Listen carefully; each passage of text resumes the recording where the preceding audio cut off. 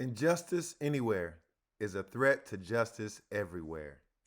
We are caught in an inescapable network of mutuality, tied in a single garment of destiny. Whatever affects one directly affects all indirectly. Reverend Dr. Martin Luther King Jr., letter from Birmingham Jail. Greetings, members, friends, partners, and the greater Lynn-Benton County community. My name is Jason J. Dorsette, and it is indeed my honor and privilege to greet you all from whichever space you find yourselves viewing this video today.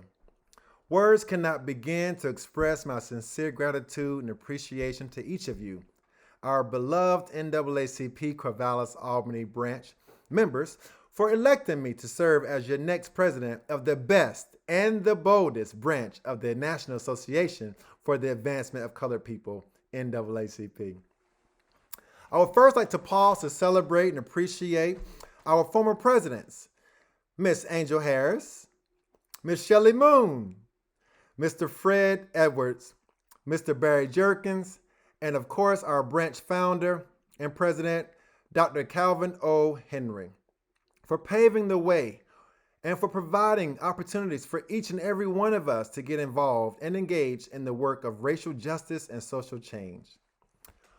Almost to date, 50 years ago, on January the 11th, 1971, Dr. Calvin O. Henry, alongside others, had a vision to charter our very own NAACP branch in our region. And here we go, 50 years later, continuing to actively dismantle all forms of white supremacy and racial injustices on every front. Did you know that on January the 11th, 1971 was on a Monday? And yet again, next year, 2021, January 11th, will fall on a Monday again. All of that to say, if we have members or friends that just so happen to have a 1971 calendar laying around the house or even in the storage, you can now bring it back out and use it for 2021. Interesting, I think. I don't know about you. As a nation and a branch, we have so much, you all, so much to celebrate. As a nation, I recognize that in addition to a very unconventional start to 2020 and the many ways that COVID-19 pandemic has disrupted so many of our planned activities and programs, I am inspired by the many appeals for justice and the demonstrations by so many folk all across the world as it relates to Black Lives Matter, especially the involvement and engagement of our youth. I also recognize that having to experience such a contentious and even brutal political season with this year's presidential election and some of the United States congressional races and runoffs perhaps has caused additional anxiety and frustration for so many of us. We know that elections typically introduce competition, presents opportunities for folk to express opposing views, passionate and charged rhetoric, discussions and debates, and attacks, literally attacks on thoughts, ideas, and policies that have significant impacts on people who look like me and other people from marginalized identities and communities. Furthermore, we realize that we cannot control what others say on national platforms or on the political stages. However, as a branch and as individuals and as collective leaders, we can articulate our value proposition that all are welcome and inclusion is a priority. Join me in continuing to encourage our members and community partners to become and remain civically encouraged. Everyone deserves a right to engage in the work of social change. I would invite you all to think about how I can be an active participant in the fight toward racial equality, equity, social change, and basic humanity for all. Friends, oh my word, we are on the cusp of having our first Black and Asian woman vice president, Kamala Harris. And I don't know about you, but I am so ready for the current person that is occupying the residence at 1600 Pennsylvania Avenue in Washington, D.C. to pack up their bags and get the heck out of town. As a branch, despite the disruptions of COVID-19 pandemic and the continued killings of Black bodies, racial injustices, and racial unrest literally happening all across the world, we have persevered, you all. We have not only persevered, but we've become stronger. We have become wiser, and we have become even more tenacious than ever before. That tenacity that I'm speaking of, that tenacity has invited new players to the game, which we appreciate, as well as sparked a renewed sense of hope and energy amongst our more seasoned freedom fighters. As we move forward, I would like to call special attention to a few of our committees, as well as talk a little bit about some of the new initiatives and special projects that we will focus on over the next couple of years.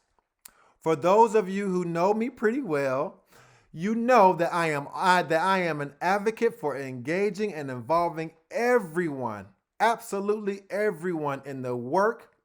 And to do so, it is important that we are all well informed about what is happening around us. I have personally spent months exploring and analyzing the functions of our branch and our committees. Engaging in this exercise has allowed me to see that there has been a few committees within the branch that we have not been able to fully operationalize at the highest level due to capacity. Thus, to that end, we are calling special attention to the following committees and are soliciting your immediate involvement. Before you start to wonder, by no means am I suggesting that we will let up on any of the other awesome committees that we have had in place. We are simply dusting off and bringing back to the forefront of our space some critical and important committees that has been laying by the wayside for quite some time. So, which committees, Jason, are we going to sort of rebirth? The Legal Redress Committee, Political Action Committee, Spirituality/Interfaith Committee, Health and Wellness Committee. Of course, our other committees include that we already have really great traction going on and great work happening is within our Membership Committee, Community Coordination Committee, our Education Committee, and our Freedom Fund Committee. Each of these committees outside of the Freedom Fund Committee is in need of a chair or a co-chair and active membership involvement. In the near future, we will share a survey link with all of our members explaining how you, yes, you can get involved as a chair, a co-chair, or as a member on one of those aforementioned committees. Some initiatives that we are launching this year. 1, promoting environmental climate justice. 2, enhancing partnership opportunities with local and regional organizations, including governmental agencies. 3, developing support for local houseless population and the overall housing condition in the local community. Next, improving relationships with the LGBTQ community and members and allies. Third, facilitating opportunities to design and implement affinity-based subgroups. I'm so excited about that one as well. Expanding economic development opportunities for Black, Indigenous, and other people of color business owners and entrepreneurs. We're going to be enhancing our partnerships with the K-12 systems in our local area. Of course, we're going to be mentoring Black and brown youth, Black and brown young boys and young girls. And we're going to facilitate ongoing social justice learning opportunities for our members. I am so excited about these initiatives, you all. and I invite you to get involved early. You want to be a part of those initiatives, and you will hear more about that as well once they come out, once the survey come out. Friends, in closing, I so look forward to the day that we can all gather once again in person and in community. However, until that day comes, we will continue to engage virtually and connect safely. Even when we are able to reconvene in person, we will still utilize technology so that we can reach additional members and friends that may not be able to gather in person otherwise. This technology thing actually, in my opinion, has worked out really well for us. So we will continue to engage by way of technology, by way of virtual engagements. And as I close for a second time, I would like to leave you with words from author Shannon L. Alder. She says, "Silence is for fools. Communication is for leaders. Justice is for those brave enough to not stand another moment dealing with people that feel the solution to any problem is through cold indifference because of their lack of courage and insecurities." Happy New Year, friends. Continue to wear your mask, practice social distancing, and I look forward to seeing you at our first NAACP meeting of 2021 in January. Be well and take good care.